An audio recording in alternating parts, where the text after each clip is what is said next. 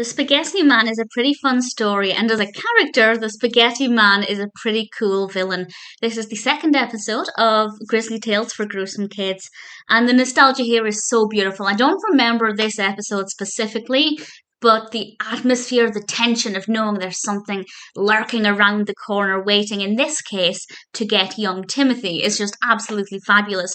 And Timothy will not eat the food that's put in front of him, and moreover, he is rude about it.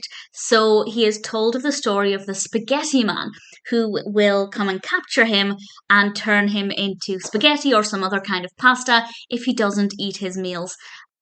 And I won't say exactly what happens, but if you know Grizzly Tales, you can probably work it out. And it's a really fun story. The Spaghetti Man is mostly seen as a shadow, which I thought was very effective, very, very well done. Timothy is a very unlikable character, but in a way that's very believable and very well written, and of course, very well animated.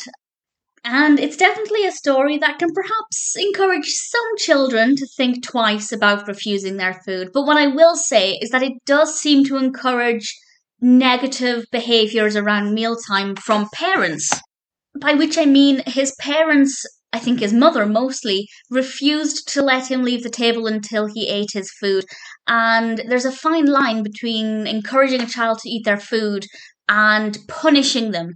And that can create food phobias, eating disorders. It can really have a negative effect. I'm overanalyzing it. It's a kids' TV show, but I just don't want any parents to watch this and think, oh, well, that's an okay way to behave at meal times. That's a fine way to treat my child, because it isn't. So that's my only criticism, is that it definitely shouldn't have been the way the parents were behaving. But as I said, I am overanalyzing it.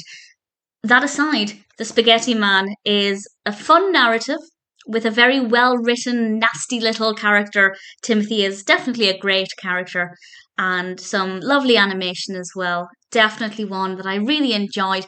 It wasn't specifically nostalgic, couldn't remember this one in any detail, but it still had a very nostalgic feel. And if you're a fan of Grizzly Tales, I definitely recommend it.